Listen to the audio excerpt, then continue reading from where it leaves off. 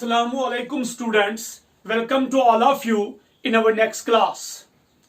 Dear students, last class तक हमने complete किया वो सारे disease caused by bacteria, virus, protozoa और helminthes like platyhelminthes, nematohelminthes and fungus.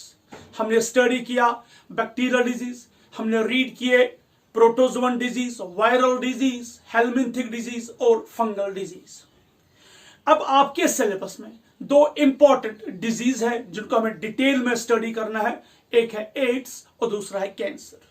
ये इस पैथोलॉजी पार्ट का यानी कि डिजीज पार्ट का ही लास्ट पार्ट है। हम ये कह सकते हैं इसमें सिर्फ दो ही डिजीज हमें रीड करने हैं। अब एक है कैंसर और दूसरा है एड्स।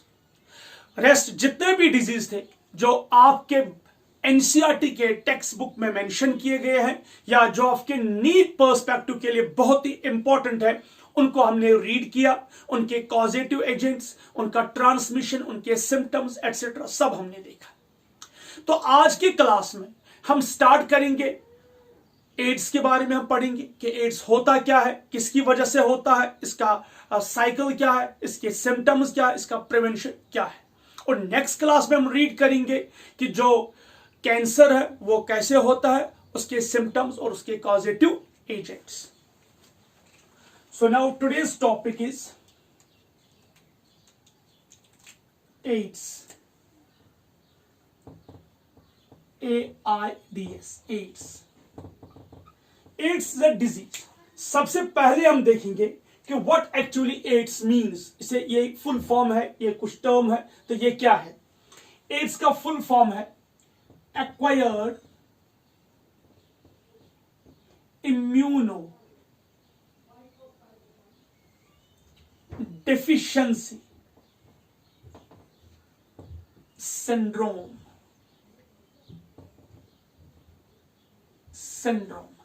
Look what's acquired।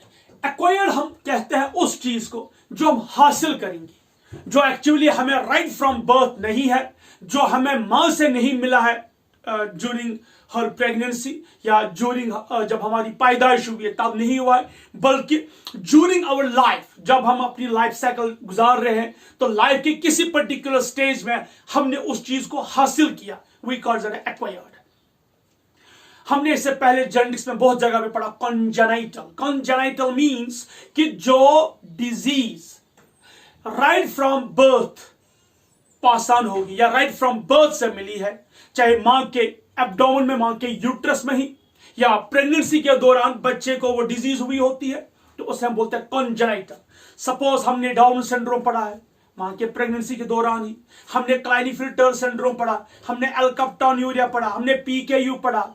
ये सारी डिजीज है कॉन्जेनिटल, क्योंकि ये सिर्फ बर्थ से ही मिलते हैं। लेकिन कुछ डिजीज ऐसे भी है जो हमें तो बर्थ से नहीं मिले, लेकिन जो हमारी लाइफ साइकिल है, जो हमारा लाइफ स्टेज है, उसी दौरान वो किसी भी स्टेज में एक ह्यूमन बीइंग को वो डिजीज होती है, तो उसे हम कहते हैं एक्वायर्ड।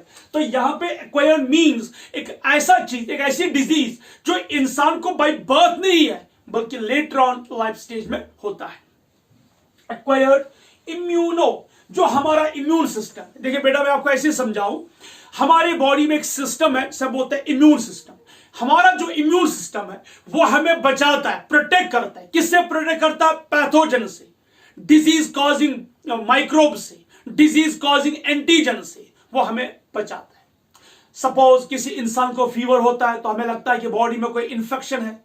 सपोज किसी बॉडी को एलर्जी होती है तो हमें पता चलता है बॉडी में कोई इंफेक्शन है।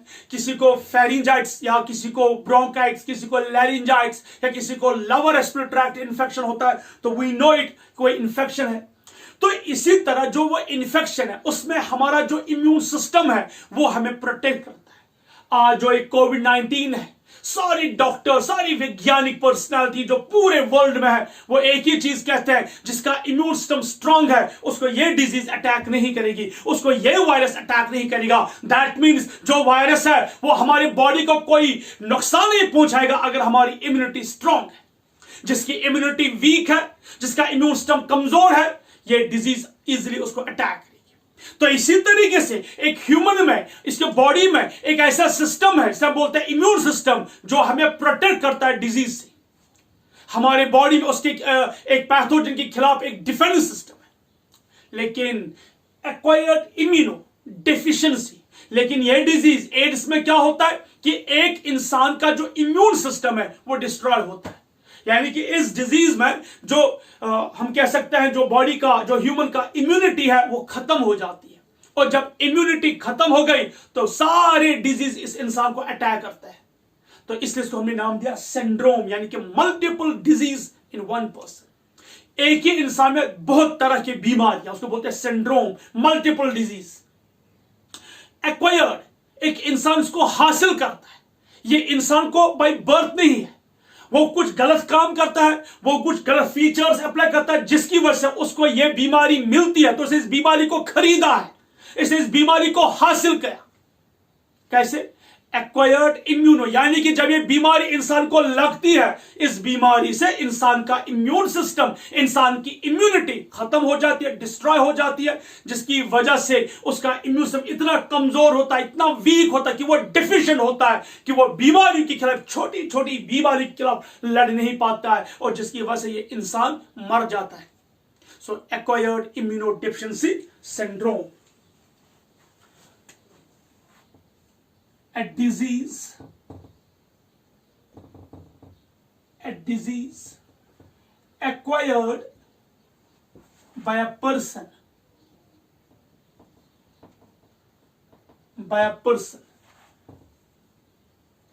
during his life cycle। जो इसका अपना लाइफ स्टेज है, लाइफ साइकिल, उस दौरान इसने इस बीमारी को हासिल किया। in which the immune system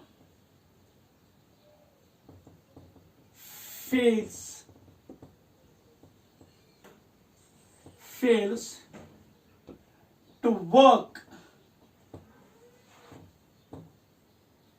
against the disease। जिसमें एक इंसान का इम्यून सिस्टम फेल होता है कि वो डिजीज के खिलाफ लड़ जाए। ये इसको हम बोलते हैं एक्वायर्ड इम्यूनोडेफिशिएंसी सिंड्रोम। कौन है इसका कॉजेटिव एजेंट? सबसे इंपॉर्टेंट है कॉजेटिव एजेंट, यानी कि ये बीमारी किसकी वजह से होती है? ये वायरल डिजीज है। ये डिजीज जो है एक वायरस की वजह से होती है। याद है जब मैं वायरस हम पढ़ रहे थे वायरल डिजीज, तब मैंने आपको बोला हम एड्स जो है लेटर ऑन पढ़ेंगे। जब हमने रिप्रोडक्टिव हेल्थ में एसटीडीज पढ़े थे तब भी मैंने आपको बोला था कि जो एसटीडीज है वो हम लेटर ऑन पढ़ेंगे। तो डिजीज में हमने rest of the sexually transmitted disease like syphilis, gonorrhoea, chlamydias etcetera पढ़े। लेकिन ये वाली बीमारी खतरनाक है, और क्यों खतरनाक है वो आप खुद देखोगे, और ये हमने थोड़ा लेट पे डिटेल में हमें पढ़ना है। ये वायरल डिजीज है। ये जो डिजीज है इसका कॉजेटिव एक वायरस है जिसका नाम है HIV, human immuno deficiency virus, human immunodeficient virus. यानी कि ये वो वायरस है जो एक इंसान का इम्यून सिस्टम डिस्ट्रॉय करता है। इस वायरस में एक ताकत है, ये क्वालिटी है कि ये डिस्ट्रॉय करेगा पूरे immune cells of the human का जो इम्यून सेल्स है, इम्यूनिटी है, इम्यून सिस्टम है, उसको तहस नहस करेगा, उसको डिस्ट्रॉय करेगा। ठीक है, इसको नाम पड़ा है HIV, ह्यूमन इम्यूनोडेफिशिएंसी वायरस। ये इसका कॉजेटिव एजेंट है। नाउ एड्स का जो पहली बार एड्स का जो रिपोर्ट आया था दुनिया में वो USA में आया था। यूनाइटेड स्टेट्स ऑफ अमेरिका में पहला केस डेवलप हुआ, पैदा हुआ किसका? एड्स का, इन 1981। इंडिया में यही केस 1986 में आ गया। इन इंडिया, कहां पे? इंडिया में। कहां पे? इंडिया में कहां पे? चेन्नई। कहते हैं चेन्नई में कुछ प्रोस्टिट्यूट्स थे, कुछ वुमेन जो प्रोस्टिट्यूट्स बिजनेस कर रहे थे, वहीं पे ये पहली बार केस आया। So 1981 में in America, while as 1986 in Chennai in India. ये पहला केस है जहां पर ये ऐसी बीमारी का सामना आया। और उस वक्त के वैज्ञानिक, उस वक्त के साइंटिस्ट, उस वक्त के डॉक्टर्स इस डिजीज को समझ नहीं पाए। इस डिजीज को हम कह सकते हैं वो उनको पता नहीं चला कि ये क्या है। सो इसलिए वो इस डिजीज को नाम नहीं दे पाए। यानी कि 5 साल लगे इस डिजीज को स्टडी करने में। और 5 साल के बाद इट वॉज 1986 जब इसको नाम दिया गया, नेम गिवन इन 1986। 1986 में इसको नाम मिला। 1981 में पहली बार देखा गया यूएसए में, और हमारे इंडिया में ये 1986 में हमें जो हम कह सकते हैं इसकी हमें ये इसका जो ना हम कह सकते हैं ये वर्षे में मिला इन चेन्नई, जहां पे एक प्रोस्टिट्यूट बिजनेस चल रहे थे वहीं पे। ये इसका कॉजेटिव एजेंट के HIV होता है। जो HIV है ये रिट्रोवायरस है। रिट्रोवायरस यानी कि एक वो वायरस जिसका RNA है genetic material, RNA as genetic material.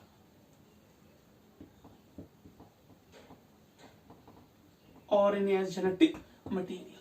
हम इसका स्ट्रक्चर देखेंगे कि ये जो वायरस है इसका शेप क्या है, इसका स्ट्रक्चर क्या है, ये किस चीज का बना है। फिर हमें जब स्ट्रक्चर समझ आ जाएगा उसके बाद पढ़ेंगे मोड ऑफ इन्फेक्शन, कि हमारे बॉडी में कैसे दाखिल होता है, किस तरीके से हमारी सेल्स को अटैक करता है। और उसके बाद हम देखेंगे इसका transmission, symptoms and preventive measures. So अब हम देखेंगे पहले इसका स्ट्रक्चर।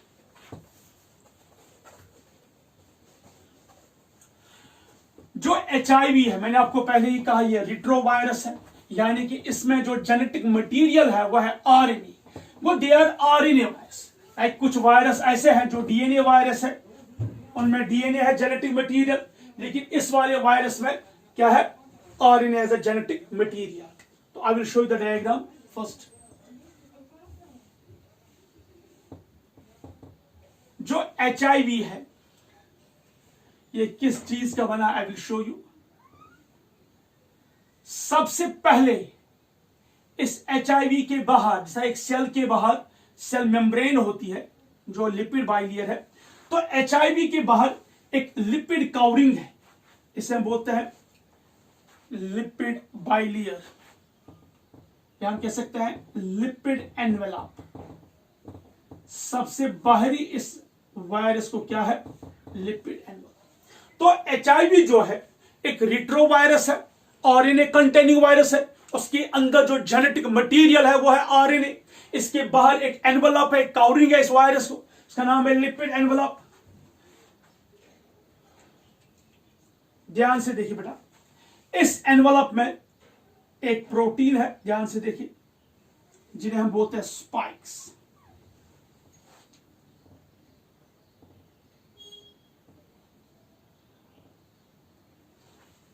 स्पाइक्स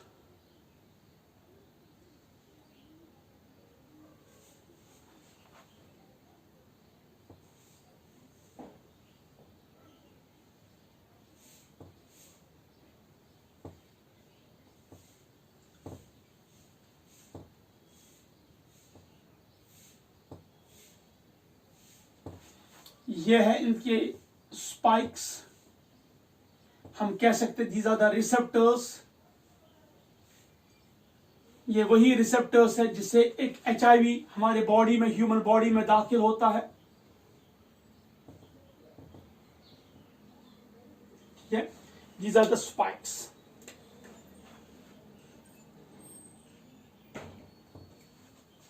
सबको दिखाने की जरूरत नहीं है, सब स्ट्रक्चर सिंपल सा बना के देंगे। ये स्पाइक्स है, ध्यान से देखिए। ये जो इस एनवलप से बाहर है, ये वाला पार्ट जो इस एनवलप से बाहर है, देखिए ये वाला पार्ट, यहां से लेके यहां तक,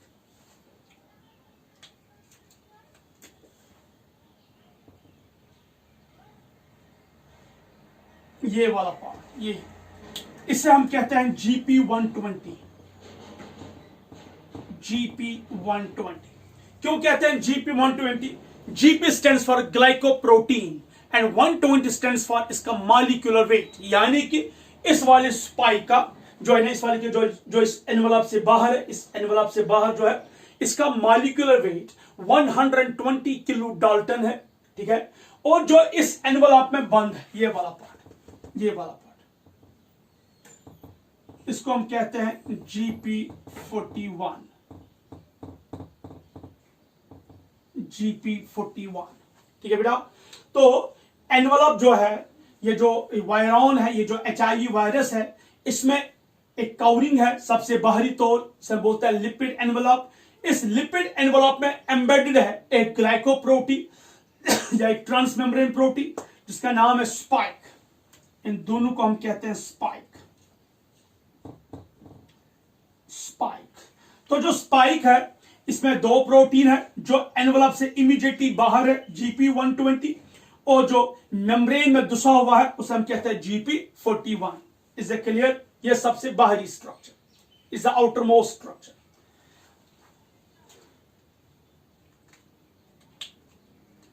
अंदर की ओर क्या पाया जाता है, ध्यान से देखिए। ये एक प्रोटीनेशियस कोट है, एक प्रोटीनेशियस पार्ट है इस वायरस का। ये एक कवरिंग है प्रोटीन की और ये दूसरा कवरिंग है सिर्फ प्रोटीन की। तो सबसे बाहर इस HIV का वायरल एनवलप है जो बना है लिपिड्स का, सिर्फ लिपिड है, इसमें सिर्फ लिपिड्स पाए जाते हैं। और जो ये अंदर है ये प्रोटीनेशियस कोट है, और ये किस चीज का बना है, ध्यान से देखिए। जो ये वाला सबसे बाहरी है ये बना है P17 का, जो इनर है ये बना है P24 का, ये प्रोटीन है। सो दैट मीन्स वायरस के जो लिपिड एनवलप है या जो वायरल एनवलप है, जो बाहरी कवरिंग है, उसके अंदर दो प्रोटीनेशियस कवरिंग है, दो प्रोटीनेशियस कोट है। उसमें जो आउटर प्रोटीनेशियस कोट है उसे कहते हैं P70, और जो इनर प्रोटीनेशियस कोट है इसे कहते हैं P24। उसके बाद ध्यान से देखिए बेटा, ध्यान से देखिए, यहां पे सबसे पहले दो सिंगल स्ट्रैंडेड RNA, यह है दो सिंगल स्ट्रैंडेड RNA। मैंने आपको पहले भी बोला कि यह रिट्रोवायरस है, और इस रिट्रोवायरस में क्या पाया जाता है, इसका जो जेनेटिक मटेरियल है वो है दो सिंगल स्ट्रैंडेड RNA।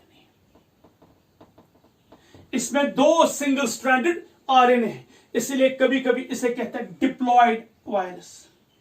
पूछा जा सकता है कभी कि क्या HIV वायरस हैप्लॉयड है या डिप्लॉयड, तो हम इसे कहते हैं ये डिप्लॉयड वायरस है क्योंकि इसमें दो सिंगल स्ट्रैंडेड RNA, ठीक है बेटा।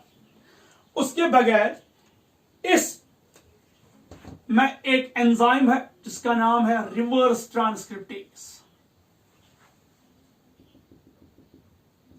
ये एक एंजाइम है जिसका नाम है, I will write it here, यह है रिवर्स ट्रांसक्रिप्टेज, रिवर्स ट्रांसक्रिप्टेज, ठीक है। दो single strand RNA with two enzymes known as reverse transcriptase। उसके बगैर कुछ और पाए जाते हैं, कुछ और, जैसे कुछ और रेगुलेटरी प्रोटीन्स पाए जाते हैं। These are the regulatory proteins,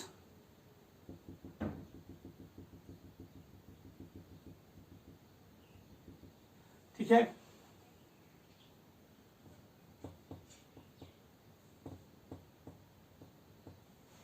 ध्यान से देखिए, मैं रेगुलेटरी प्रोटीन का नाम दूंगा।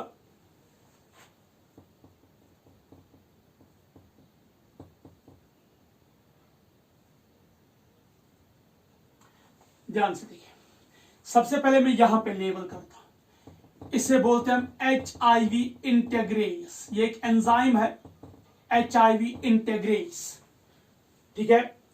उसके बाद ये वाला, इसे बोलते हैं वायरल प्रोटीन और VPR, वायरल प्रोटीन और, इसे कहते हैं ENV, एनविलॉप, सॉरी एक सेकंड,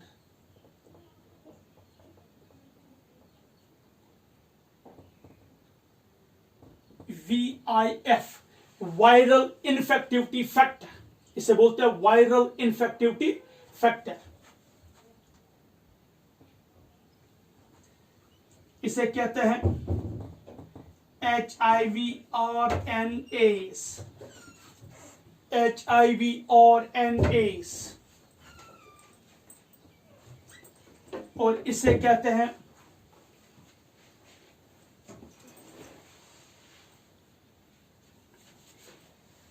वायरल प्रोटीन, और दिस इज, इसे बोलते हैं रेगुलेटरी एक्सप्रेशन वायरॉन।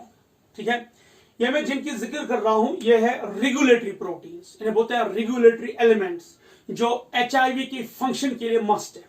देखिए हम जल्दी से देखेंगे, पहले हमने स्ट्रक्चर में क्या बनाया। सबसे बाहर वायरल एनवलप, उसके बाद इस वायरल एनवलप जो लिपिड्स का बना है उसमें है एम्बेडेड सम स्पाइक्स और ग्लाइकोप्रोटीन्स, जो दो चीजों का बना है, GP120 एंड GP41। उसके बाद दो single stranded RNA has diploid HIV, दो रिवर्स ट्रांसक्रिप्टेज एंजाइम, उसके बाद एक HIV इंटीग्रेस, उसके बाद वायरल इन्फेक्टिविटी फैक्टर, उसके बाद वायरल प्रोटीन R, उसके बाद वायरल प्रोटीन U, उसके बाद HIV RNA, और उसके बाद रेगुलेटरी एक्सप्रेशन वायरॉन। इनके बगैर भी बहुत सारे प्रोटीन्स है HIV के अंदर, क्योंकि HIV पे कंटिन्यूअसली रिसर्च चल रही है। तो इसके जो HIV में इसके और कुछ एलिमेंट्स है, लेकिन यहां पे और आपके लेवल पे उन्हें डिस्कस करना या जिक्र करना इंपॉर्टेंट नहीं है, because you are going to write question on AIDS in your board examination. जब बोर्ड पे क्वेश्चन आ जाएगा, वहां जो 5 मार्क्स वाला क्वेश्चन आ जाएगा, they will be asked describe the structure of HIV। So यहां पे बहुत सारे, हम कह सकते हैं इस वायरस के अंदर बहुत सारे रेगुलेटरी प्रोटीन्स है, या हम कह सकते हैं रेगुलेटरी रेस्पॉन्स एलिमेंट्स है, जो HIV के इन्फेक्शन और उसके लाइफ साइकिल में रोल अदा करते हैं। देखिए हमने HIV का स्ट्रक्चर देखा। HIV जब अटैक करेगा ह्यूमन सेल्स को, उस अटैक में और उसके बाद उसके रेप्लिकेशन साइकिल में ये प्रोटीन जो है इंपॉर्टेंट रोल अदा करते हैं। अगर हम देखेंगे जो RNA है, इस RNA पे बहुत सारे जीन्स ऐसे हैं, बहुत सारे न्यूक्लियोटाइड भी ऐसे हैं जो इस पूरे HIV के स्ट्रक्चर को कंट्रोल करते हैं। लेकिन जितना इसमें इंपॉर्टेंट था, जितना इसमें यूजफुल था, वो सब मैंने यहाँ पे दिखाया है। तो एक अननेसेसरी, यानी कि इसमें बहुत सारे और प्रोटीन्स है, जैसे NEF है, जैसे TIV है, जैसे गैग है, जैसे पॉल है, तो उनको डिस्कस करने की जरूरत नहीं कि they are not very important for you. ये था स्ट्रक्चर ऑफ HIV। नाउ अब हम देखेंगे कि ये HIV किन सेल्स को, ये तो स्ट्रक्चर था, HIV किन सेल्स को अटैक करता है। HIV जो है, इसके जो टारगेट सेल्स है वो दो है, एक है मैक्रोफेजेस, एक है मैक्रोफेजेस। मैक्रोफेज आपको पता ही हमारे बॉडी में वैंडरिंग सेल्स है, ये हमारी बॉडी में, हमारे ब्लड में घूमते रहते हुए सेल्स है। जहां पे भी, जिस जगह पे भी बॉडी में कहीं पे इंफेक्शन होगा, तो ये सेल्स वहां पे पहुंच के उस इंफेक्शन को या उस एंटीजन को या उस पैथोजन को डिस्ट्रॉय करते हैं। सपोज अगर हमारे बॉडी में कोई दुश्मन दाखिल हुआ है, अगर हमारे बॉडी में कोई एंटीजन दाखिल हुआ है, तो ये मैक्रोफेज हमारे ब्लड में घूमते रहते हैं, ये वहां जाके उस पैथोजन के साथ रिएक्ट करते हैं, उस पैथोजन को डिस्ट्रॉय करते हैं। इतना ही नहीं, अगर उनको लगेगा कि we can not eliminate the pathogen, ये क्या करते हैं, ये पावरफुल सेल्स को एक्टिवेट करते हैं, जैसे हमारे ब्लड में लिम्फोसाइट्स है, उनको एक्टिवेट करते हैं, उन्हें पूछते हैं कि दिस एन एंटीजन। और इतना ही नहीं, उस एंटीजन को एलिमिनेट करने के बाद इस ब्लड में उनके खिलाफ मेमोरी सेल्स बनाते हैं, सो दैट या एंटीबॉडीज बनाते हैं, जिससे उन पैथोजन को ये हमेशा के लिए याद रखेंगे। एक और सेल है जिसका नाम है T हेल्पर सेल। जो T हेल्पर सेल है, ये टाइप है T सेल्स का। इसके बाद जब हम इम्यूनोलॉजी रीड करेंगे, इम्यून सिस्टम, वहां मैं आपको दिखाऊंगा, पढ़ाऊंगा कि what are T helper cells. जो T हेल्पर सेल है, ये टाइप है किस सेल की, ये टाइप है T सेल की, और ये हेल्पर T सेल। इसे क्यों नाम दिया गया हेल्पर T सेल? ये हेल्पर T सेल बहुत ही इंपॉर्टेंट है, यानी कि हेल्पर T सेल के बगैर न साइटोटॉक्सिक T सेल जो एक टाइप है T सेल की, और न ही बी लिम्फोसाइट एक्टिवेट होगी। यानी कि अगर हमें बी लिम्फोसाइट को एक्टिवेट करना है या अगर हमें साइटोटॉक्सिक टी सेल को एक्टिवेट करना है, वो इंपॉर्टेंट है। इन नटशल में इतना ही बोलूंगा इस वक्त कि जो हेल्पर टी सेल है, इसके बगैर हमारे बॉडी का जो एक्वायर्ड इम्यून सिस्टम है, या इसके बगैर जो हमारे बॉडी में एंटीबॉडीज बनते हैं, या इसके बगैर जब हमारे बॉडी में मेमोरी सेल्स बनते हैं जो दुश्मन को नेक्स्ट एनकाउंटर के लिए याद रखते हैं, वो पॉसिबल नहीं है। हम वैक्सीन लेते हैं, बचपन से हमने वैक्सीन ली है। जैसे हम पोलियो की वैक्सीन लेंगे, हम पोलियो की वैक्सीन क्यों लेते हैं या कोई और वैक्सीन क्यों लेते हैं? सो दैट हमारे बॉडी में एंटीबॉडीज बनेंगे और हमारे बॉडी में मेमोरी सेल्स बनेंगे जो इस टॉक्सिक पैथोजन को, जो इस हम कह सकते हैं इस एंटीजन को, वायरस को या इस दुश्मन को याद रखेंगे हमेशा के लिए। हमने बचपन में मीजल्स वायरस या मम्प्स वायरस या हम कैसे रूबेला वायरस के खिलाफ वैक्सीन लिया है। आज तक हमारे बॉडी में वो एंटीबॉडीज है, वो मेमोरी सेल्स है जो उनको हमेशा याद रखते हैं। तो ये सब कैसे होता है? ये सब एक्चुअली इम्यून सिस्टम का एक फंक्शन है जहां पे हम लिम्फोसाइट्स, बी लिम्फोसाइट और टी लिम्फोसाइट को एक्टिवेट करते हैं और उनसे ही बी लिम्फोसाइट फिर एंटीबॉडीज बनाते हैं, मेमोरी सेल्स बनाते हैं। उन सब में हेल्पर टी सेल का रोल है। लेकिन ध्यान से देखिए, इतना चालाक और कन्नी है ये एचआईवी। ये उन्हीं दो इंपॉर्टेंट सेल्स को डिस्ट्रॉय करता है जो एक्चुअली इम्यून सिस्टम का बैकबोन बनाते हैं। आप समझिए कि जो मैक्रोफेज और हेल्पर टी सेल है, ये इम्यून सिस्टम का बैकबोन है। जब बैकबोन ही डिस्ट्रॉय हुआ, इम्यून सिस्टम ऑटोमेटिकली खड़ा नहीं रहता, वो डिस्ट्रॉय होता है। So macrophage and T helper cells क्यों करता है इन्हीं दो सेल्स को अटैक? ध्यान से सुनिए। इन दो सेल्स में एक रिसेप्टर का नाम है CD4+ रिसेप्टर। इन दोनों सेल्स में एक रिसेप्टर पाया जाता है जिसका नाम है CD4+ receptor. CD cluster of differentiation. CD4 receptor macrophage और टी हेल्पर सेल पे है। और जो ये GP120 है, ध्यान से सुनिए, जो GP120 है ये CD4 को रिकॉग्नाइज करता है। यानी कि जो GP120 ये इस CD4+ रिसेप्टर, चाहे वो मैक्रोफेज का हो चाहे वो हेल्पर टी सेल का हो, उसके साथ बाइंड होता है। I will tell you. जैसे समझे आप, ये एचआईवी है और ये है CD4। ये एचआईवी का GP120 और ये इजिली इसमें पायस होकर बंद हो जाता है।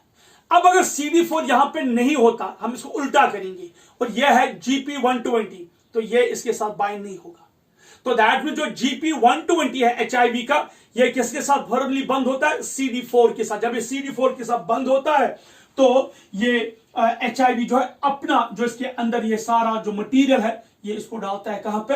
इस सेल के अंदर। अब हम देखेंगे मोड ऑफ ट्रांसमिशन कि किस तरीके से, मोड ऑफ इन्फेक्शन, ये एचआईवी किस तरीके से हेल्पर टी सेल को या मैक्रोफेज को अटैक करता है और किस तरीके से उनके मशीनरी को कंट्रोल करता है। For that I have to rub this diagram, note कीजिए।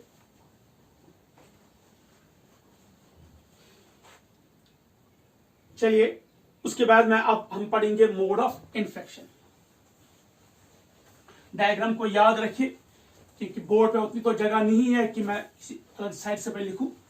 Have to rub it.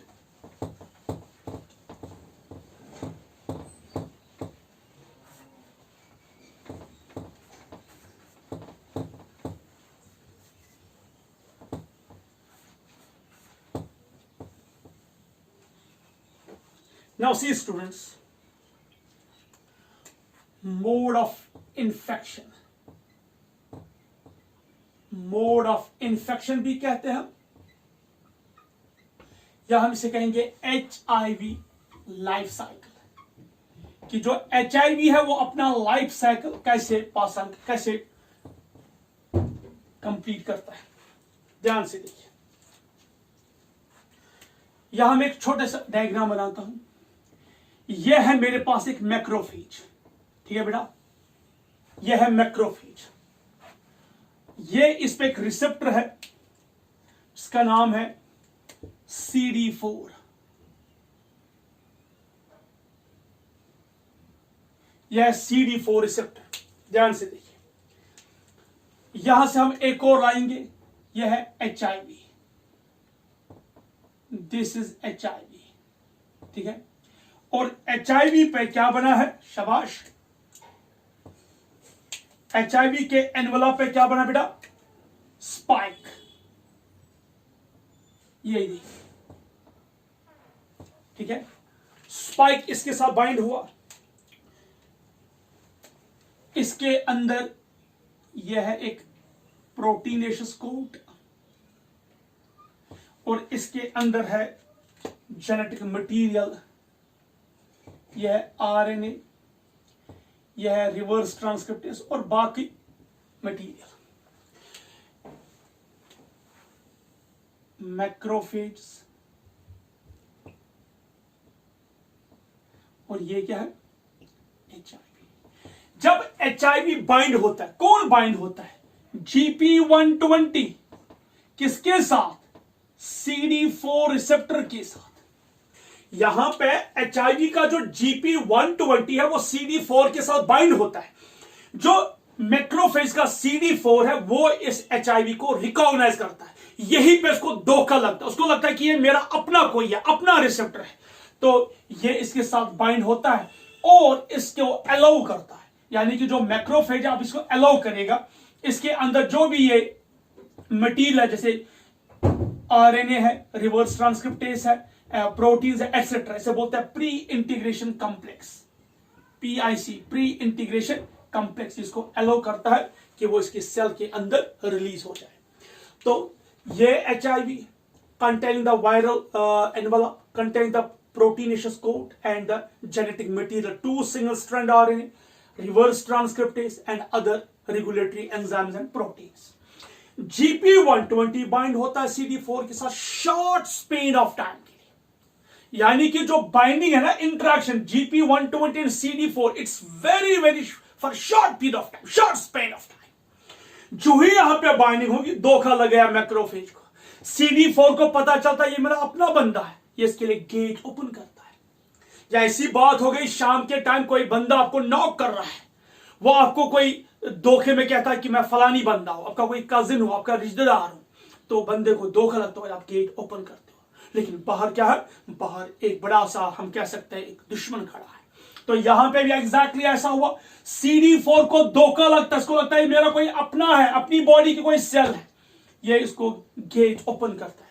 तो दैट मीन जब मैक्रोफेज ने गेट ओपन किया, एचआईवी ने अपना सारा मटीरियल इसके अंदर डाला। कौन सा मटीरियल, एनवलप नहीं, प्रोटीनेशियस कोट नहीं, सिर्फ और सिर्फ 2 single strand RNA, 2 reverse transcriptase enzyme और रेस्ट जो रेगुलेटरी प्रोटीन और एंजाइम है इसके अंदर, वो सब इस मैक्रोफेज के अंदर डाले जाते हैं।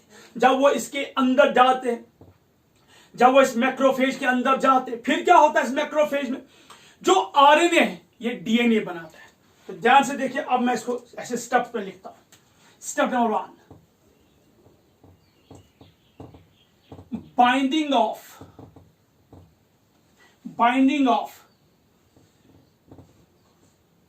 GP120, binding of GP120 with CD4 of macrophage।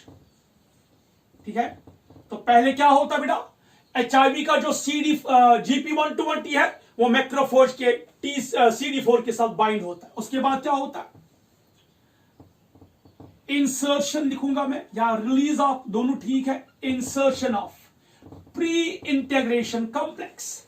What do you mean by pre integration complex? इस एचआईवी के अंदर, इस प्रोटीनेशियस कोट के अंदर जो 2 सिंगल स्ट्रैंड आरएनए एंजाइम्स और बाकी रेगुलेटरी प्रोटीन है, उन्हें हम बोलते हैं प्री इंटीग्रेशन कॉम्प्लेक्स। उन्हें रिलीज किया जाता है मैक्रोफेज के अंदर। Insertion of pre integration complex. उसके बाद उस प्री इंटीग्रेशन कॉम्प्लेक्स में आरएनए जो है, यहां मैं लिखूंगा एक टर्म, और reverse transcription. I am sure आप लोगों ने पढ़ा होगा बॉटनी में। देखिए, डीएनए हमेशा किसको बनाता है, आरएनए को। डीएनए किसे बनाता है, आरएनए, और आरएनए फिर क्या बनाता है, proteins. This is a metabolic, this is a, हम कह सकते हैं एक साइकिल है, एक जेनेटिक एक्सप्रेशन है जो हमारी सेल्स के अंदर होता है। डीएनए ने आरएनए को बनाया, इसे बोलते हैं ट्रांसक्रिप्शन। आरएनए से क्या बने, प्रोटीन, से बोलते हैं ट्रांसलेशन। लेकिन यहां पे उल्टा हो रहा है क्योंकि एचआईवी ने क्या डाला, आरएनए। एचआईवी आरएनए वायरस है, यह डीएनए वायरस नहीं है, यह आरएनए वायरस है। इसने क्या अंदर डाला, आरएनए डाला। तो यहां पे डीएनए नहीं है, ध्यान से देखिए, यहां पे आरएनए, मैं इसको ब्रैकेट में लिखता हूं वायरल आरएनए, यानी कि ये वायरस का आरएनए क्या बनाता है, डीएनए। मगर किसका डीएनए, वायरस का डीएनए, ठीक है। तो दैट मीन्स वायरस के आरएनए ने वायरल डीएनए बना, यहां उल्टा, यहां डीएनए बना आरएनए से। तो इसे हम बोलते हैं, देखिए जब आरएनए बनेगा डीएनए से, इसे बोलते हैं ट्रांसक्रिप्शन। अब जब डीएनए बनेगा आरएनए से, इसे बोलते हैं reverse transcription. Reverse transcription, is it clear, that is reverse transcription. तो यहां पे क्या हुआ, आरएनए यानी कि जो वायरस का आरएनए है, इसने वायरल डीएनए बनाया, आरएनए से बना DNA. This is known as reverse transcription, this is known as reverse transcription. Now जब वायरस आरएनए, ध्यान से देखिए, ये एक वायरल आरएनए है, ये दूसरा वायरल आरएनए, ये दो वायरल आरएनए है।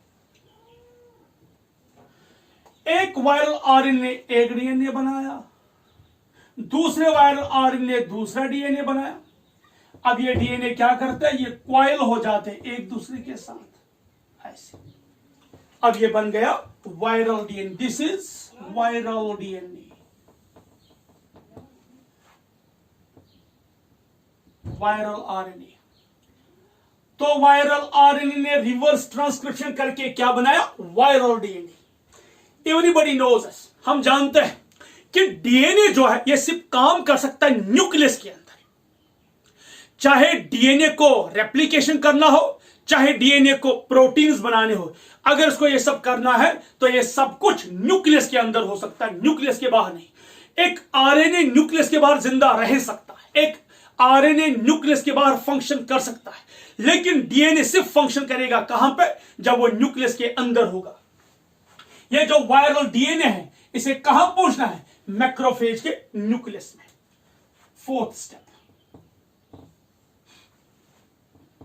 Viral RNA, viral DNA. अब वायरस ने बनाया ना DNA, viral DNA enters inside the nucleus। कहां जाएगा, न्यूक्लियस में जाएगा। तो यहां में मुझे एक डायग्राम दिखानी होगी।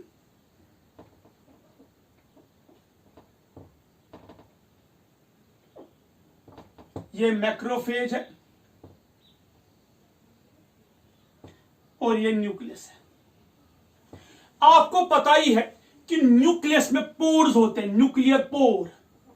अगर हमें न्यूक्लियस के अंदर कोई भी चीज को भेजना है, वो सिर्फ न्यूक्लियर पोर के थ्रू पॉसिबल है। यानी कि अगर साइटोप्लाज्म से किसी चीज को न्यूक्लियस के अंदर जाना होगा, it's only possible through nuclear pore. अगर न्यूक्लियस से किसी चीज को बाहर निकलना होगा cytoplasm, it's only possible to nuclear pore. 11th class nucleus cell biology में मैंने आपको पढ़ाया है। मैंने कहा कि सिर्फ वही चीज न्यूक्लियर पोर को क्रॉस कर सकता है। Only those molecules are allowed to pass through nuclear pore, जिन्हें एक रिसेप्टर होता है जिसका नाम है न्यूक्लियर लोकलाइजिंग सिग्नल। सपोज जो ह्यूमन बॉडी है, मैं ह्यूमन की बात करता हूं, जो ह्यूमन न्यूक्लियस है या ह्यूमन सेल्स है, जब ह्यूमन सेल्स में डीएनए रेप्लिकेट करता है, तो डीएनए को चाहिए हिस्टोन्स। रेप्लिकेशन के दौरान उसको चाहिए हिस्टोन्स। हिस्टोन्स होते हैं साइटोप्लाज्म में। साइटोप्लाज्म से जब ये हिस्टोन्स कहां जाएंगे, न्यूक्लियस में, उन्हें न्यूक्लियर पोर को क्रॉस करना है। न्यूक्लियर पोर के पास दो गेट कीपर्स होते हैं, जिन्हें हम बोलते हैं इम्पोर्टिन अल्फा एंड इम्पोर्टिन बीटा। आप लोग 12th में हो, याद होगा कि नहीं, मैंने 11th क्लास में पढ़ा। You can check your notebooks. अगर आपको याद नहीं है, बोलने की है, पबजी में आप बिजी हो या किसी और चीज में बिजी हो, so you can contact your juniors, that's 11th class students, you can check their copy, मैंने वहां पे लिखवाया है ये। तो अगर हिस्टोन को न्यूक्लियस के अंदर जाना है, उसे न्यूक्लियर पोर के थ्रू जाना है, और न्यूक्लियर पोर के थ्रू जाने के लिए उसे इम्पोर्टिन अल्फा और इम्पोर्टिन बीटा को क्रॉस करना है। लेकिन इंपोर्टेंट अल्फा और इंपोर्टेंट बीटा से तभी पॉसिबल है उसको अलो करेगा जब उसके पास एक रिसेप्टर होगा, न्यूक्लियर लोकलाइजिंग सिग्नल। फिर आपको याद होगा लास्ट टाइम जब लॉकडाउन हो गया तो लॉकडाउन में हमें अलो नहीं किया गया घर से बाहर जाने का। कहा गया कि सिर्फ उन्हीं को अलो करेंगे जिनके पास पास होगा, मजिस्ट्रेट का पास होगा, परमिशन होगा। अब जिसके पास परमिशन नहीं था उसकी गाड़ी को सीज किया जाता था या फाइन किया जाता था, लेकिन जिनको पास था उनको अलो इजिली करते थे। तो यहां पे भी ऐसा ही है, अगर साइटोप्लाज्म से न्यूक्लियोप्लाज्म में जाना होगा ओनली एक ही रास्ता है, that's nuclear pore. Nuclear pore पे 2 गेट कीपर्स है, you have to show them pass. अगर आपको कहीं जाना है रास्ते में पुलिस है, पुलिस आपको चेक करेगी, आपको उसको दिखाना है पास। तो यहां पे अगर न्यूक्लियस के अंदर जाना है 2 पुलिसमैन है, important alpha and important beta, and you have to show them pass. आपको उसको एक दिखाना है कि हम सही बंदे हैं, हम झूठे नहीं है, we are not fake people, we are good people. हम न्यूक्लियस के अंदर आ जाएंगे, हम डीएनए को कोई नुकसान नहीं पहुंचे। अब यहां पे किसको अंदर आना है? यहां पे वायरल डीएनए को न्यूक्लियस के अंदर आना है। वायरल डीएनए को जब न्यूक्लियस के अंदर आना होगा तो वहां पे उसको कहां से पास आना होगा? न्यूक्लियर पोर से। न्यूक्लियर पोर के पास 2 गेट कीपर है, important alpha and important beta. तो इंपोर्टेंट अल्फा और इंपोर्टेंट बीटा कहां अलो करेगा वायरल डीएनए को कि वो न्यूक्लियस के अंदर जा सके? क्योंकि उनको पता है ये वायरस का डीएनए, उनको पता है कि ये हमारा अपना डीएनए नहीं है, तो वो इसको अलाउ नहीं करेंगे। लेकिन यहां पे जो ये HIV वायरस है, ये कन्निंग है, ये बिल्कुल हम कह सकते हैं क्रिमिनल माइंड का है, चालाक है, मक्कार है। इसने अपने पास क्या रखा है? एक न्यूक्लियर लोकलाइजिंग सिग्नल जिसका नाम है REV, REV, रेगुलेटर एक्सप्रेशन वायरॉन। यानी कि जो न्यूक्लियर लोकलाइजिंग सिग्नल है वो इस वायरल डीएनए के पास कौन सा है? REV, regulatory expression virion. तो इसी के साथ मिलकर अब वो जो ही वायरल डीएनए यहां न्यूक्लियर पोर के पास पहुंचा, इंपोर्टेंट अल्फा ने और इंपोर्टेंट बीटा ने जब उसको देखा इसके पास REV है, REV है, रेगुलेटरी एक्सप्रेशन वायरॉन है, तो उनको पता चला कि यह अपना ही बंदा है, फेक नहीं है। क्यों? क्योंकि REV का स्ट्रक्चर बिल्कुल कैसे है? न्यूक्लियर लोकलाइजिंग सिग्नल से। और यहीं पे धोखा हो जाता है, यहीं पे चीटिंग हो जाती है। पहली चीटिंग कहां पे हो गई? जब GP120 CD4 के साथ बाइंड हुआ, एक धोखा हो गया। CD4 को पता चलता है ये मेरा अपना बंदा है, इसलिए उसके लिए दिल खोल के दरवाजा ओपन करता है। लेकिन यहां पे CD4 को पता नहीं है कि एक मक्कार इंसान आपके हम कह सकते हैं आपके कंट्री में, आपके स्टेट में दाखिल हुआ, जब आपके पूरे मशीनरी को तहस-नहस करेगा, आपके रिसोर्सेज को तहस-नहस करेगा। और दूसरा धोखा कहां लग जाता है? जब ये वायरल डीएनए न्यूक्लियर पोर को क्रॉस करके इसको कहां जाना है? न्यूक्लियस के अंदर। लेकिन न्यूक्लियर पोर के पास एक और बंदा होता है, पुलिसमैन होता है, इंपोर्टेंट अल्फा और बीटा। वो किसी भी बंदे को अलाउ नहीं करेंगे जब तक न उनका रिसेप्टर इनका कार्ड चेक करेंगे। लेकिन यहां पे इस मकार वायरस ने दूसरा धोखा दिया इस सेल को। उसने अपने पास रखा है REV, रेगुलेटरी एक्सप्रेशन वायरॉन, जो बिल्कुल फोटोकॉपी है न्यूक्लियर लोकलाइजिंग सिग्नल का। उसके साथ मिलकर ये इसके अंदर जा पाता है। कहां जाता है? इस न्यूक्लियस के अंदर जा पाता है। और इस वजह से ये चीटिंग हो जाती है, धोखा लग जाता है इस बंदे को, और इसको पता चलता है कि मेरे साथ एक चीटिंग हुई है, और ये अंदर जा पाता है। Viral DNA enters inside the nucleus through nuclear pour with the help of regulatory expression viron, और रेगुलेटरी एक्सप्रेशन वायरॉन उसकी मदद से ये इसके अंदर दाखिल हो पाता है। 5th, जब ये वायरल डीएनए अब अंदर आ गया तो ये वायरल डीएनए इस न्यूक्लियस के अंदर क्या करेगा? ये ट्रांसक्रिप्शन करता है, ट्रांसलेशन करता है, लेकिन किसकी मशीनरी को लेके? इस न्यूक्लियस, होस्ट न्यूक्लियस। यानी कि जो होस्ट न्यूक्लियस है, इस होस्ट न्यूक्लियस के पास वो सारी रॉ मटेरियल्स है, वो सारी चीजें हैं जो जरूरी है। किसके लिए जरूरी है? इस वायरल डीएनए के रेप्लिकेशन के लिए जरूरी है। तो ये उसी मशीनरी से मिलकर अपने आप को रेप्लिकेट करता है। यानी कि इस वायरल डीएनए को अपने आप को डिवीजन के लिए, ट्रांसक्रिप्शन के लिए, ट्रांसलेशन के लिए जो कुछ चाहिए वो इस होस्ट न्यूक्लियस से लेता है, यानी कि ये खुद अपनी ग्रोथ बढ़ाता है, लेकिन किसके रिसोर्स पे? होस्ट न्यूक्लियस के रिसोर्स पे। तो viral DNA integrates with host DNA. Viral DNA integrates with host DNA. Integrates, mixes with host DNA with the help of, किसकी मदद से? With the help of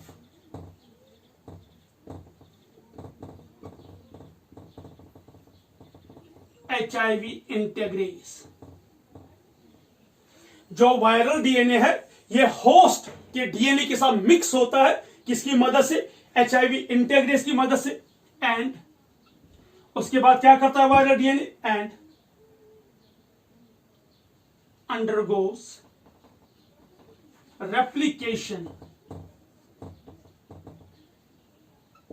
replication and transcription by using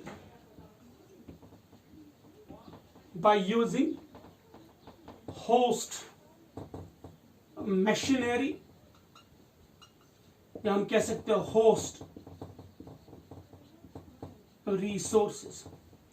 host resources या host की machinery को use करके ये अपने आप को क्या करता है? डिवाइड करता है और अपने आप को रेप्लिकेट भी करता है। दैट मीन्स ये जो वायरल डीएनए है ये इस होस्ट डीएनए के होस्ट न्यूक्लियस के अंदर होस्ट डीएनए के साथ मिक्स होता है और वहां पे क्या करता है?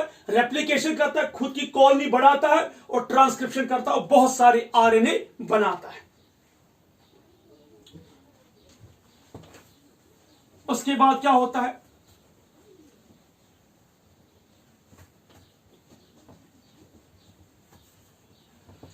जब यहां पे इसने ट्रांसक्रिप्शन किया, अब वायरल डीएनए ने क्या किया? मैं दिखाता हूं, मैं यहीं पे दिखाता हूं। ये वायरल डीएनए है, तो वायरल डीएनए क्या बनाता है? आरएनए। ध्यान से देखिए क्या बनाता है? आरएनए। देखिए सपोज ये 100 आरएनए बन गए, सपोज मैं एग्जांपल कह रहा हूं, या सपोज 200 आरएनए बन गए। इस वायरल डीएनए कितने आरएनए बने? 200। Out of 200 100 RNA undergoes processing. ठीक है बेटा, जब इस न्यूक्लियस के अंदर वायरस का जो डीएनए है इसने 200 आरएनए बनाए, एग्जांपल दे रहा हूं, 200 आरएनए बनाए। इन 200 आरएनए में जो 100 आरएनए है उनकी प्रोसेसिंग होती है, यानी कि उनमें स्प्लाइसिंग होती है, वो बनते हैं messenger RNA, transfer RNA, ribosomal RNA. और जो 100 आरएनए है उनकी प्रोसेसिंग नहीं होती है। और जो 100 आरएनए है does not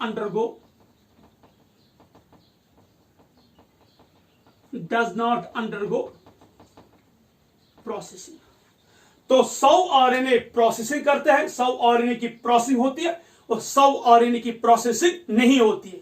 जिनकी प्रोसेसिंग नहीं होती है ये नए वायरस का क्या बनते हैं? Genetic material.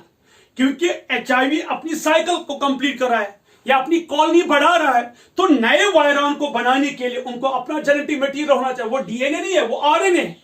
इसलिए 100 आरएनए को रखा जाता है नए वायरस के लिए, क्या? As a genetic material. और जो 100 आरएनए इनकी प्रोसेसिंग हो गई, अब ये बन गए messenger RNA, transfer RNA, RNA. ये न्यूक्लियर पोर से बाहर आके साइटोप्लाज्म में क्या करेंगे? ट्रांसलेशन।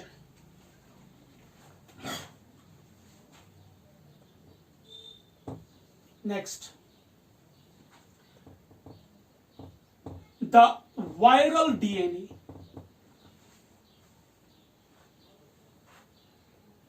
forms RNA,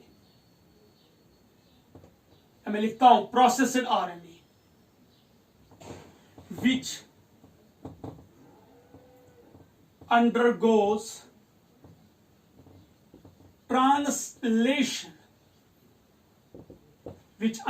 translation, कहां पे? inside the cytoplasm inside the cytoplasm and makes all viral proteins, makes all viral protein, यानी कि वायरस के सारे प्रोटीन्स बनाता है। उसके बाद क्या होता है, पैकेजिंग ऑफ HIV पार्टिकल्स, यानी कि आप ध्यान से देखिए, अब जब इसने वायरल प्रोटीन बनाए, यहां पे है 100 RNA जो नॉन प्रोसेस्ड है, अब RNA है जो जेनेटिक मटेरियल है और प्रोटीन्स है। अब क्या हो जाता है, अब HIV के जो क्या बनते हैं, वायरल हम कह सकते हैं HIV के बनते हैं पार्टिकल्स या HIV पार्टिकल बनते हैं, उनकी शेप बनते हैं जिसमें वायरल एनवलप बनता है, प्रोटीनेशियस कोड बनता है, RNA as a genetic material, reverse transcriptase, बाकी एंजाइम्स, बाकी रेगुलेटरी प्रोटीन्स, और इस तरह नए वायरॉन्स बनाते हैं। अब इस साइटोप्लाज्म में बहुत सारे वायरॉन्स हैं, सपोज 100 वायरॉन्स है, आया था तो एक, लेकिन इस एक सेल के अंदर कितने वायरॉन्स है, 100 वायरॉन्स। इस देखिए लिए 100 वायरॉन्स है। 100 वायरॉन्स बनने के बाद अब ये जो है मैक्रोफेज बर्स्ट होगी। HIV causes bursting, ऐसे लिखेंगे, HIV are released from the macrophage and reattacks other macrophages। तो इस मैक्रोफेज से ये वायरस रिलीज होते हैं बाहर, ये वायरस जो है मैक्रोफेज से बाहर आ जाता है और फिर से बाकी मैक्रोफेज को अटैक करते हैं। सपोज एक मैक्रोफेज से 100 वायरॉन्स बाहर आ गए, 100 वायरॉन्स, अब ये 100 मैक्रोफेज को अटैक करेंगे। हर एक मैक्रोफेज के अंदर ऐसे ही साइकिल होगा, 100 वायरॉन्स बनेंगे, तो 100 into 100 कितने हो गए, 10,000। अब ये 10,000 मैक्रोफेज को अटैक करेंगे। हर एक वायरॉन के अंदर, हर एक मैक्रोफेज के अंदर सपोज 100 बनेंगे, 10,000 into 100 ये बनेंगे 1 लाख। अब ये 1 लाख मैक्रोफेज को अटैक करेंगे। हर एक मैक्रोफेज के अंदर 100 वायरॉन्स, 1 लाख into 100 ये बनेंगे 10 लाख। अभी 10 लाख मैक्रोफेज को अटैक करेंगे। तो इस तरह ये कंटिन्यूअसली मैक्रोफेज को अटैक करते रहेंगे। और साथ ही में अब ये किनको अटैक करेंगे, शाबाश, ये आप अटैक करेंगे टी हेल्पर सेल्स को। अब ये वायरॉन्स किन्हें अटैक करेंगे, टी हेल्पर सेल्स को। 9th, the T helper sales will now attack, किन्हें अटैक करेंगे, शाबाश, टी हेल्पर सेल को। अब ये मैक्रोफेज जो टी हेल्पर्स है, इन्हें कंटिन्यूअसली अब अटैक होगा।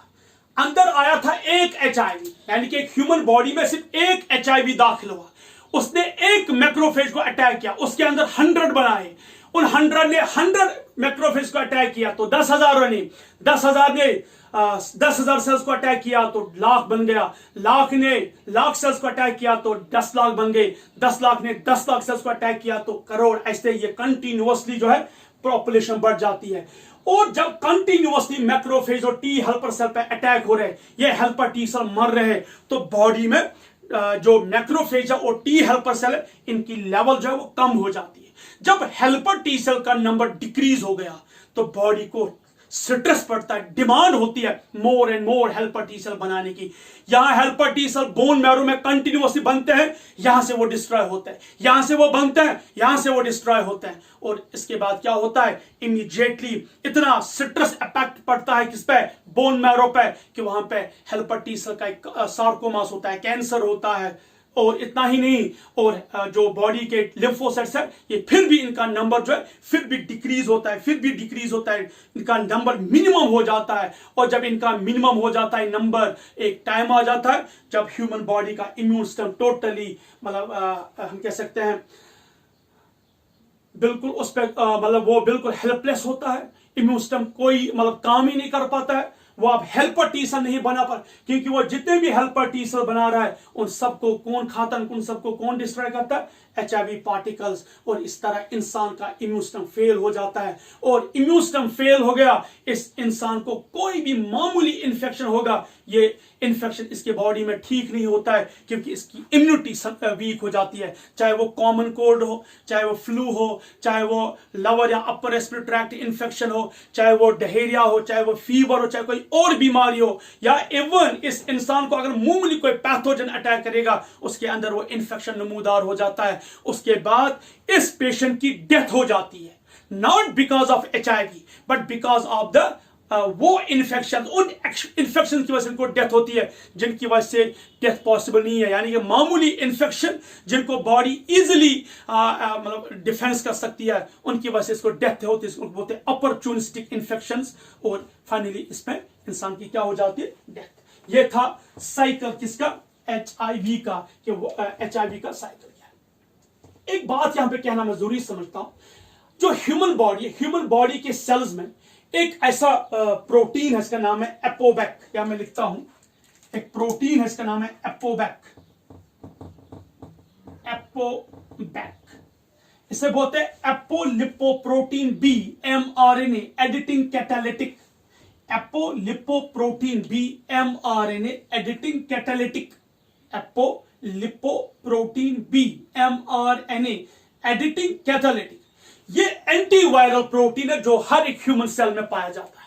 ये ह्यूमन को प्रोटेक्ट करता है वायरस से, या जब भी ह्यूमन के सेल्स में वायरस इंफेक्शन करता है तो ये जो एपोबैक है ये सराउंडिंग सेल्स को कम्युनिकेट करता है कि बॉडी में इंफेक्शन आया, यानी कि बॉडी को मैकेनिज्म देता है प्रोटेक्शन के लिए। लेकिन ये वायरस कितना चालाक है, ये थर्ड धोखा है। जो HIV के पास मैंने आपको लिखवाया था, वायरल इन्फेक्टिविटी फैक्टर है। वायरस के पास एक प्रोटीन है, वायरल इन्फेक्टिविटी फैक्टर, वो पहले इस एपोबैक को डिस्ट्रॉय करता है। वो इस एपोबैक को क्या करता है, डिस्ट्रॉय, यानी कि वायरल इन्फेक्टिविटी फैक्टर डिस्ट्रॉयज एपोबैक। मैंने वर्ड यूज किया था वायरल प्रोटीन R, अगर आपको याद होगा।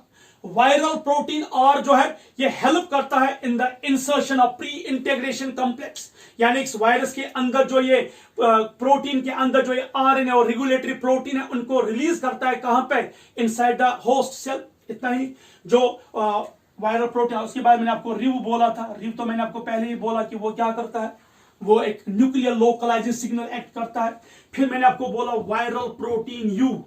जो वायरल प्रोटीन यू है इसका काम क्या है, ये हेल्प करता है इन रिलीजिंग ऑफ वायरस, यानी कि जो नए वायरस बन गए इस होस्ट सेल के अंदर, इनको बाहर निकलने में हेल्प करता है।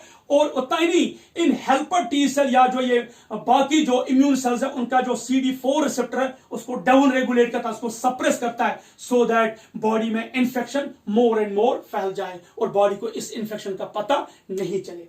ये था मोड ऑफ इंफेक्शन। अब हम देखेंगे इसमें मोड ऑफ इंफेक्शन के बाद वी विल स्टडी कि ये जो है ये बीमारी फैलती कैसे है, आखिर ये इंफेक्शन होता कैसे, बॉडी में ट्रांसमिट कैसे होता है, what is the cause of transmission. तो ध्यान से देखिए, ये तो हम सबको पता ही है, ये तो न्यूज में, टीवी में या पब्लिक हेल्थ सेंटर में वहां पे लिखा होता है, जो कह सकते हैं पोस्टर्स होते हैं, ट्रांसमिशन। तो ध्यान से देखिए ट्रांसमिशन कैसे है। जब मल्टीपल सेक्सुअल पार्टनर्स होंगे, मल्टीपल सेक्सुअल पार्टनर्स होंगे, आपको पता ही है जैसे प्रोस्टिट्यूशन इंडस्ट्री चल रही है, पॉर्न इंडस्ट्री चल रही है, जहां पे अनसेफ सेक्स होता है, जहां पे नॉन हाइजीनिक सेक्स होता है, जहां पे हम ये कह सकते हैं कॉन्डोम, सर्जिकल कप्स, डायफ्राम्स का यूज नहीं किया जाता है, तो वहां पे ये सबसे आम है, वहां पे सबसे ज्यादा है। अगर हम ये कहेंगे ये फैक्ट्री है, वहां पे ऐसी इंडस्ट्री है जहां पे ये HIV फैल सकता है। क्यों? अगर एक बंदे को HIV पॉजिटिव है, एक बंदा HIV पॉजिटिव है, जब उसके मल्टीपल सेक्सुअल पार्टनर्स होते हैं तो ये इनको पास ऑन करता है। या एक मेल के जब मल्टीपल सेक्सुअल पार्टनर्स होंगे, या एक पॉलीगैमस वुमेन, जब इस एक वुमेन के बहुत सारे मल्टीपल सेक्सुअल पार्टनर्स होते हैं, तो किसी एक में भी अगर इंफेक्शन होगा तो रेस्ट ऑफ द वुमेन को पास ऑन होता है और इस तरह बॉडी के दूसरे इंसान को भी फैल जाता है। Second, blood transfusion. पहले पहले जब खून चढ़ाया जाता था, यानी कि जब किसी को ब्लड दिया जाता था, उसे टेस्ट नहीं किया जाता था दैट इज HIV पॉजिटिव और नॉट। लेकिन आजकल अब एवरी ब्लड को टेस्ट किया जाता है ट्रांसफ्यूज करने से पहले।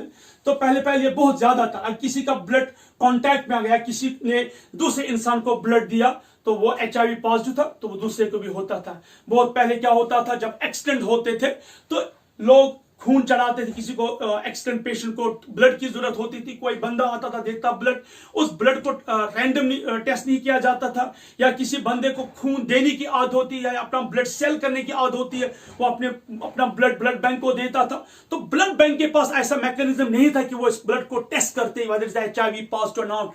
लेकिन 86 के बाद जब लोगों को पता चला कि HIV है क्या, ये किस तरह फैलता है, तो बाकायदा एवरी ब्लड जो है उसको टेस्ट किया जाता है। अगर आप कभी भी ब्लड बैंक से ब्लड लेते हो तो वहां पे लिखा होता है वेदर इज HIV नेगेटिव, यानी कि इसमें ये HIV टेस्टेड है। तो ब्लड ट्रांसफ्यूजन से ड्यूरिंग प्रेगनेंसी, एक मां अगर प्रेग्नेंट है और वो HIV पॉजिटिव है तो उसकी वजह से उसके बच्चे को मिल सकता है। यूज ऑफ सिरिंज, आपको पता ही है आजकल अगर इंजेक्शन करते हैं तो वो हम डिस्पोजेबल सिरिंज यूज करते हैं, ये तो कोई बड़ी बात नहीं है। लेकिन जो ड्रग एडिक्टिव्स होते हैं, क्योंकि उनके पास एक सिरिंज होता है उसमें हाईली ड्रग होता है, तो एक सिरिंज जो है वो यूज करते हैं, वो मल्टीपल लोग यूज करते हैं, बहुत सारे फ्रेंड्स यूज करते हैं। जब बहुत सारे फ्रेंड्स उस सिरिंज को यूज करते हैं तो वो एक को चढ़ाते हैं, उसके बाद दूसरे को भी, दूसरे को, किसी एक को इन्फेक्शन होगा तो वो दूसरे बंदे को पास हो सकता है। याद रखिए HIV नहीं फैलता है हग करने से, नहीं फैलता है कैसे, हग करने से। सपोज अगर कोई HIV पॉजिटिव है, कोई बच्चा ये HIV पॉजिटिव है, अब इसे किसी ने हग किया तो ऐसे नहीं फैलता, किसिंग करने से नहीं फैलता है। कि इफ वी किस करने से, छूने से नहीं फैलता है। यूजिंग यूटेंसिल्स, अगर हम HIV पॉजिटिव के बर्तन यूज करेंगे उनसे भी नहीं फैलता, उनके कपड़े पहनेंगे क्लोथ्स, उनसे भी नहीं होता है। ना मस्कीटो बाइट से, मस्कीटो बाइट से, क्योंकि मस्कीटो जो है उनके जो माउथ पार्ट्स है वो बिल्कुल दो ट्यूब होते हैं, ऐसे दो ट्यूब होते हैं। एक ट्यूब से वो इंजेक्ट करता है सलाइवा जिसमें एंटीकॉलिन होता है, और दूसरे ट्यूब से वो सक करता है ब्लड, इसलिए इससे भी जो है HIV नहीं हो सकता है। ये था ट्रांसमिशन। अब सिम्टम, कैसे पता चलेगा कि HIV हुआ है, यानी कि इसके सिम्टम्स। इसमें एक पॉइंट याद रखिएगा, उसमें बोलते हैं विंडो पीरियड, एक टर्म है विंडो पीरियड, प्लीज याद रखिए, बहुत ही इंपॉर्टेंट है विंडो पीरियड। जो विंडो पीरियड है ये है क्या एक्चुअली। सपोज यहां पे एक इंफेक्शन हुआ है, किसी के बॉडी में पैथोजन एंटर हो गया। जब किसी के बॉडी में पैथोजन यानी कि HIV एंटर हुआ, जब तक न पहला हम डायग्नोज करेंगे, देखिए इंसान को कैसे पता चलेगा कि मुझे HIV है। सपोज जब तक न उसके सिम्टम्स आ जाएंगे या अगर उसे कभी रैंडम टेस्ट नहीं किया होगा, तो अगर पैथोजन के एंटर होने से और ये डायग्नोज होने तक, क्योंकि देखिए अगर सपोज कोई बंदा गया है, उसको डाउट हुआ है कि कहीं पे कुछ गड़बड़ हुआ, अब वो लगता है कि उसको कि मुझे HIV टेस्ट के लिए जाना है, तो इमीडिएटली उसका ब्लड नहीं दिखाएगा HIV। तो HIV जब एंटर होगा बॉडी की, और उसके बाद जब वो पहली बार डायग्नोज में आ जाएगा, यानी जब वो पहली बार एक टेस्ट में एक्सप्रेस होगा, उसका जो पीरियड, जो टाइम है, उसे बोलते हैं window period. Window period time between infection to diagnosis, infection लेके डायग्नोज तक जो टाइम है उसे हम बोलते हैं विंडो पीरियड। और ये कितना होता है, ये 1.5 महीना होता है, 1.5 months। यानी कि 1.5 महीने, एक वायरस के बॉडी में अंदर आने के बाद 1.5 महीने तक इसकी डायग्नोज नहीं हो सकती है, यानी कि 1.5 महीने के बाद वायरस अपनी प्रेजेंस दिखा सकता है। तो अगर किसी के बॉडी में इंफेक्शन हुआ है, अब वो नेक्स्ट अगर उसको डाउट लगा कि शायद मैं कहीं पे था, कहीं पे मैंने अनसेफ सेक्स किया, या मैंने ब्लड ऐसे ट्रांसफ्यूज करवाया कुछ, तो वो क्या करता है, वो जब टेस्ट के लिए जाता है, मिनिमम उसको 1.5 महीना का टाइम चाहिए, तब जाके उसकी डायग्नोज हो सकती है। दूसरा होता है इंक्यूबेशन पीरियड, IPA। तो पहले पता है इंक्यूबेशन पीरियड, यानी कि इन्फेक्शन से लेके पहला सिम्टम नमूदार होने में जो टाइम है उसे बोलते हैं इंक्यूबेशन पीरियड। ये 6 months to 3 years, 6 महीने से लेकर 3 साल तक इसका इंक्यूबेशन पीरियड है। यानी कि सबसे मिनिमम कब सिम्टम नमूदार होगा, कम से कम 6 महीने के बाद। HIV बॉडी में अंदर दाखिल होने के बाद मिनिमम कम से कम 6 महीने के बाद ये पहला सिम्टम नमूदार करेगा।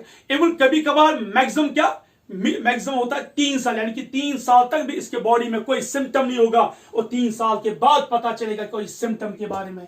तो ये इसका इंक्यूबेशन पीरियड, और तब तक तो HIV ने पूरा डिस्ट्रॉय किया होता है इस ह्यूमन के इम्यून सिस्टम को। डायग्नोसिस, अगर हमें डायग्नोज करना होगा टेस्ट क्या है, तो ये बहुत ही इंपॉर्टेंट है। एक एलिजा एंजाइम, ये बायोटेक में पढ़ना है, एंजाइम लिंक्ड इम्यूनोसॉर्बेंट एसिड, और दूसरा वेस्टर्न ब्लॉटिंग। वेस्टर्न ब्लॉटिंग,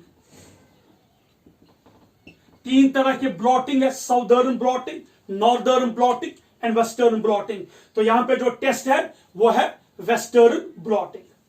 ये 2 इंपॉर्टेंट पॉइंट याद रखिएगा, ये पूछा जाता है एलिजा के बारे में और वेस्टर्न ब्लॉटिंग, और यहां पे विंडो पीरियड के बारे में पूछा जाता है। तो डायग्नोज में क्या आता है, एलिजा और वेस्टर्न ब्लॉटिंग। सिम्टम्स क्या है, देखिए इसमें कोई खास सिम्टम नहीं है, कोई खतरनाक सिम्टम नहीं है। ये जो वायरस है ना, ये लेंटी वायरस फैमिली से ताल्लुक रखता है, बिल्कुल लेजी वायरस है।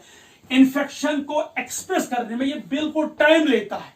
ये इतना मकार कूम का वायरस है कि ये वायरस जो है अपने आप को छुपाता है, जैसे ये कभी भी अपने आप को एक्सप्रेस नहीं लाता है, ये बिल्कुल गुप्त रहता है, कोशिश करता है कि मेरी मौजूदगी का एहसास किसी को पता न चले। इसलिए इसके सिम्टम्स बिल्कुल अजीब है। जैसे पहला मैं आपको लिखता हूं सिम्टम्स में फीवर है, सिंपल। स्वेटिंग है, बिल्कुल बहुत ज्यादा स्वेटिंग होती है। वीकनेस हो रही है, लॉस ऑफ हियर होता है,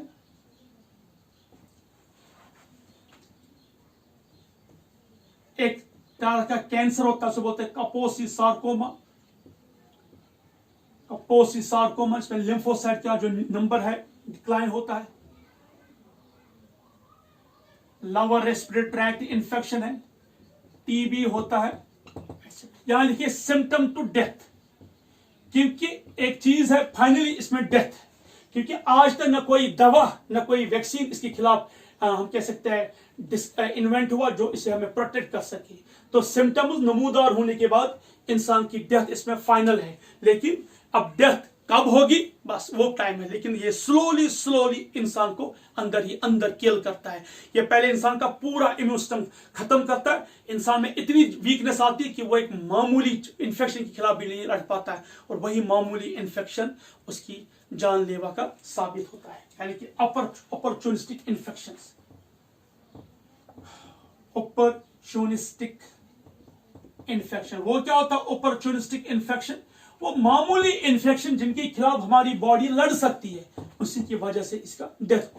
फीवर हो जाता है, फीवर रुकने का नाम ही नहीं लेता है। तो फीवर जो है इसका रुकने का नाम ही नहीं लेता है। और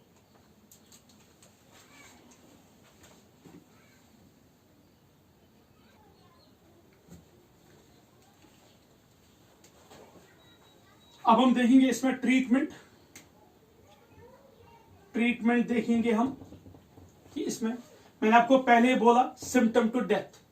इस डिजीज में डेथ फाइनल है, क्योंकि आज तक इसका कोई क्योर नहीं है, आज तक इसके लिए कोई वैक्सीन नहीं बना। वैक्सीन नहीं बनने के रीजंस क्या है, इसके 2-3 रीजंस है। रीजन नंबर 1 कि जो रिवर्स ट्रांसक्रिप्टेज एंजाइम है वो एरर प्रोन एंजाइम है, यानी कि जब आरएनए से वायरल डीएनए बनता है तो उस वक्त मामूली म्यूटेशन होती है, जिसके बाद आफ्टर एवरी रेप्लिकेशन जो एक वायरस का स्ट्रक्चर है वो स्लाइटली चेंज होता है। तो हम वैक्सीन नहीं बना पाएंगे, क्योंकि वैक्सीन जो हम बनाएंगे वो एक पर्टिकुलर वायरस के खिलाफ होगा। तो जब हर एक साइकिल के बाद वायरस का स्ट्रक्चर चेंज होता है तो इसमें हम उसके खिलाफ वैक्सीन नहीं बनाएंगे। दूसरा, जो HIV का GP120 है, जो एक्चुअली बाइंड होता है CD4 के साथ, वो शॉर्ट स्पेड ऑफ टाइम के लिए ओपन होता है, यानी कि दिखता है। अदरवाइज वो पूरी टाइम के टाइम वो क्या होता है, वो अनमास्क होता है, वो बंद होता है, वो दिखाई नहीं देता है।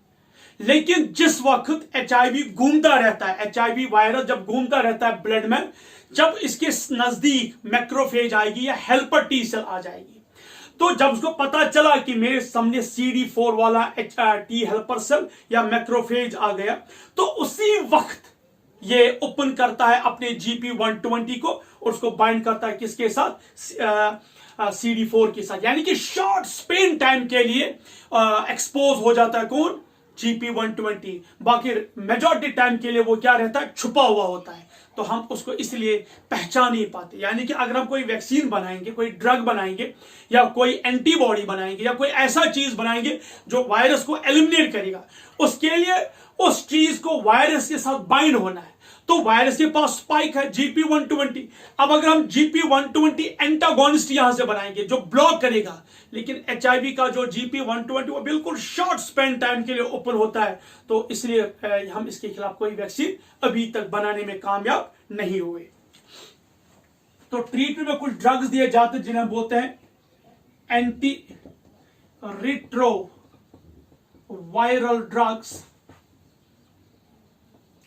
एंटी रिट्रोवायरल ड्रग्स, जो थोड़ा बहुत हम कह सकते हैं एक इंसान की इन्फेक्शन को थोड़ा कम करके हम यह कह सकते हैं कि इंसान का टाइम पीरियड इनहांस करता है। सपोज अगर इंसान को HIV की वजह से वो अगर मरता सपोज 5 साल के बाद, इस दवा से 6 साल के बाद मरेगा।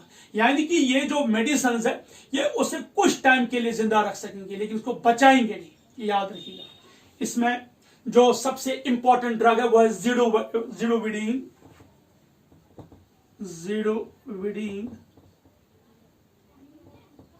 ज़िडोविडीन सबसे इंपॉर्टेंट एंटी रिट्रोवायरल ड्रग दिया जाता है जो थोड़ा बहुत इन्फेक्शन को कंट्रोल करता है, या हम ये कह सकते हैं जो थोड़ा बहुत इस HIV पेशेंट का जो स्पेन है उसको थोड़ा बहुत इनहांस करता है। एक और है, इसे बोलते हैं drug of choice, AZT,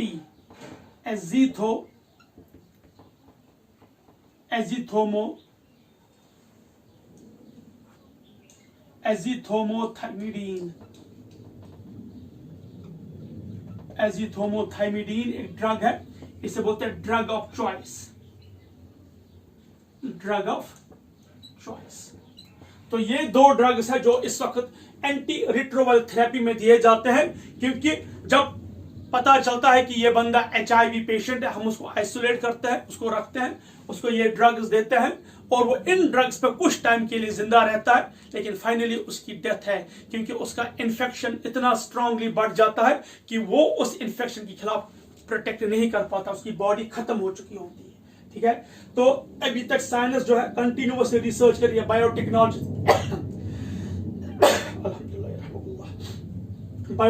continuously research कर रहे हैं इस चीज पे कि किस तरीके से कोई वैक्सीन हम इसके लिए ईजाद करें, लेकिन अभी तक इस चीज में कोई कामयाबी नहीं हुई। हाँ, इसमें प्रिवेंटिव मेजर्स है, यानी कि इस डिजीज से बचने के लिए सबसे इंपॉर्टेंट चीज क्या है, प्रिवेंटिव मेजर्स। यानी कि अगर इस बीमारी से बचना है हमें इसकी इंफॉर्मेशन होनी चाहिए। कहते हैं जानकारी बीमारी का इलाज है। अभी तक इसका कोई हम ड्रग नहीं बना पाए, वैक्सीन नहीं बना पाए, तो क्या करना है, सबसे important we have to avoid the multiple sexual partners. जो ये बदकारी है, जिनाकारी है, गलतकारी है, पोर्नो सिस्टम, इसको we have to avoid it. तो सबसे पहला पॉइंट है, whenever a person has to go for sexual contact, वो उसको बाज़ाब्ता हम कह सकते हैं सेफ सेक्स करना होगा। सेफ सेक्स मींस ही और she should use condom, cervical caps, diaphragm, ये सबसे इंपॉर्टेंट चीज है। Even we can't trust 100% on condoms, तो लेकिन एक इंसान को सेफ सेक्स के मेथड से अप्लाई करने होंगे। ब्लड चढ़ाने से पहले इंश्योर करना है कि ब्लड टेस्ट किया गया है कि मतलब इसे HIV फ्री और नॉट। और इतना ही नहीं, अगर एक पार्टनर यानी कि 2 पार्टनर जब मैरिज के लिए जाते हैं, यहाँ तो अभी कश्मीर में ऐसा नहीं है, यहाँ एक वुमेन टेस्ट करती है शादी के बाद, तो उसके फायदा क्या है। इन यूरोपियन कंट्रीज में पहले शादी से पहले ही ये टेस्ट किए जाते हैं दोनों पार्टनर्स के। जब 2 बंदे शादी के लिए जाते हैं तो वो अपनी चीज को इंश्योर करने के लिए वो टेस्ट करते हैं, so that they should come to know कि हम 2 में से कोई ऐसा कोई 2 में से यानी कि मेल या फीमेल में से कोई 2 में से HIV पॉजिटिव तो नहीं है।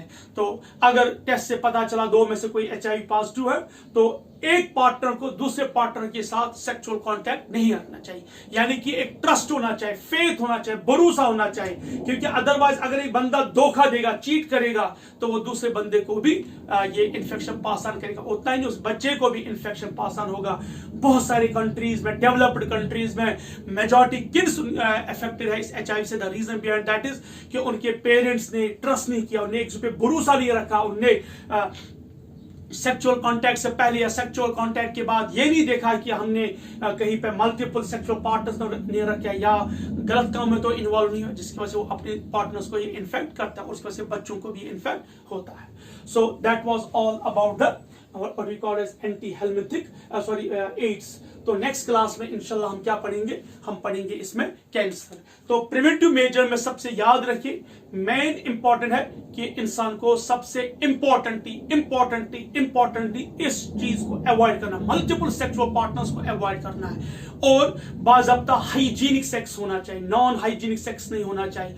और थर्ड एंड मोस्ट इंपॉर्टेंट चीज जो इसमें है कि शादी से पहले अगर दो पार्टनर्स पे जाते हैं मैरिज के लिए, शादी से पहले दे शुड गो फॉर, अगर वो ज्यादा कुछ ऐसी जगहों पर रहता है जहां पे चांस है HIV इन्फेक्शन के, they should go for HIV test before the marriage. और अगर इन दोनों का टेस्ट नेगेटिव हो तभी they should go for sexual contact. Blood transfusion हमें उसी पैटर्न पे करना, पता चलना चाहिए कि ब्लड ट्रांसफ्यूजन जो है ये HIV फ्री है। नेक्स्ट क्लास में इंशाल्लाह हम देखेंगे एक और dreadful disease, that's cancer. Till than happy learning and have a good day. अस्सलामु अलैकुम व रहमतुल्लाहि व बरकातहू।